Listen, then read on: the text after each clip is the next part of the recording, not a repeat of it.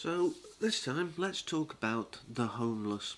Now, this is an article from last November, so things may have changed slightly, but it's still very interesting, and basically, I haven't forgotten Tim. So on the 14th of November of 2014, it's about 6 months ago, weirdly enough, um, the Guardian reported on a man who had basically got in trouble with the law for attempting to help the homeless. And this is seen as part of a bigger problem in almost outlawing being homeless in certain American cities and states. Um, and it is quite an interesting topic. This man isn't alone, however. Even sort of organisations and churches have been sort of in trouble for helping those in need, and that's a very concerning thing to basically be vilified um, for doing something good for society. People have been prohibited from simply giving food.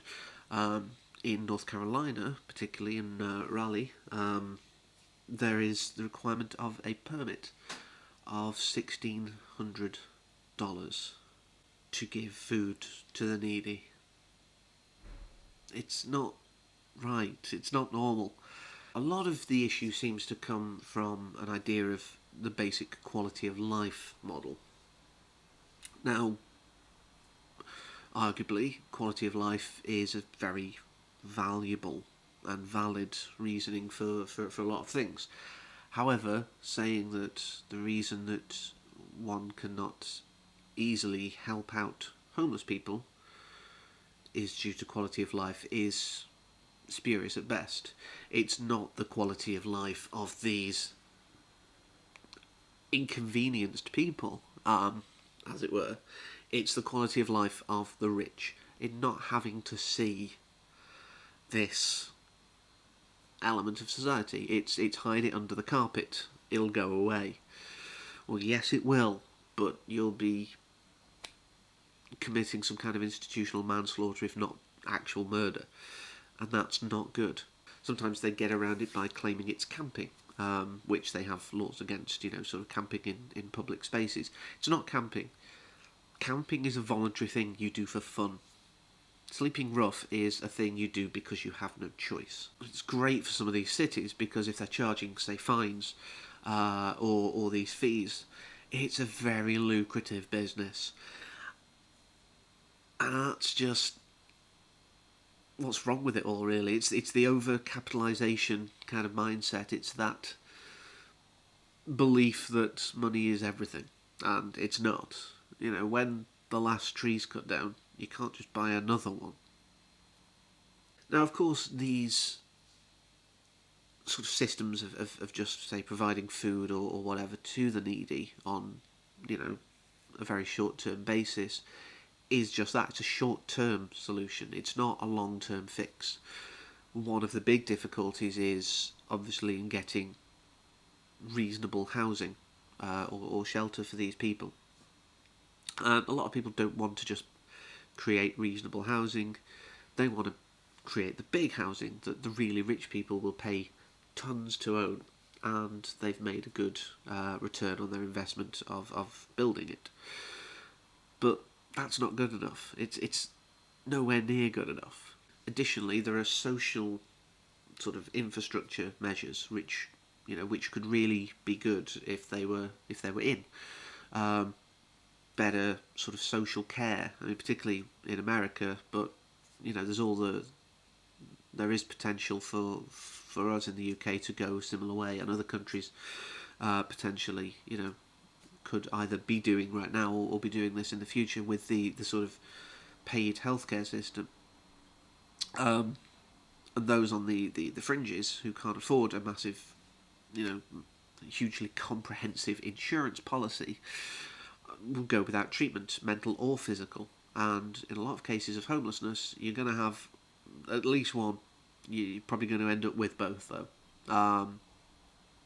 for various reasons. There's also obviously alcoholism, because at the end of the day, life sucks, so I may as well take this money that I've got today and drink it away. Not feel how bad it feels anymore. That's not a positive thing. That's not a good place to be at all. Other solutions, perhaps, include like grants or even, long-term no-interest loans from the state to put towards either a deposit or even buying a sort of cheaper house or something like that. That would be brilliant, and it would help so much. All of these things, the housing, the support, and as I say, the actual sort of financial offer of helping get into that housing, which then helps with getting a job, because it's very hard to get a job with no fixed address. It is the old loophole. But the end result is even better for the rich as well, because if the rich are paying taxes, obviously the homeless people aren't paying taxes, so those with the money are paying the taxes. Those taxes go to a number of services that end up having to deal with these people, if you will, in a legally acceptable way. Where a lot of these, sort of attempts to feed them are being sort of outlawed. But yeah, so as I say, the finances are going into all these services that are there cleaning up, if you will, after the fact. Now, if they weren't there because money had been diverted into the aforementioned possible solutions, or at least beginnings of solutions, that would save tons. I can't even come up with a figure, but it would save a lot in taxpayer funds. That money could be diverted to better things. Some of that money that is saved could be going back into continuing the support in trying to get people out of a homeless position, and simply sweeping these things under the carpet and pretending that homelessness doesn't exist. It's a pipe dream. Just sweeping it away just means that somewhere they're hiding away, and there's less chance of them getting support, and that's not good. That's not society. A society is judged by how it treats its less capable or privileged members. It's a no-brainer. I was arguably homeless for a few hours until someone stepped in and helped out, which was great. Not everyone has someone to step in and help out. So without people helping people, the problem doesn't go away. But even better is when the state helps people.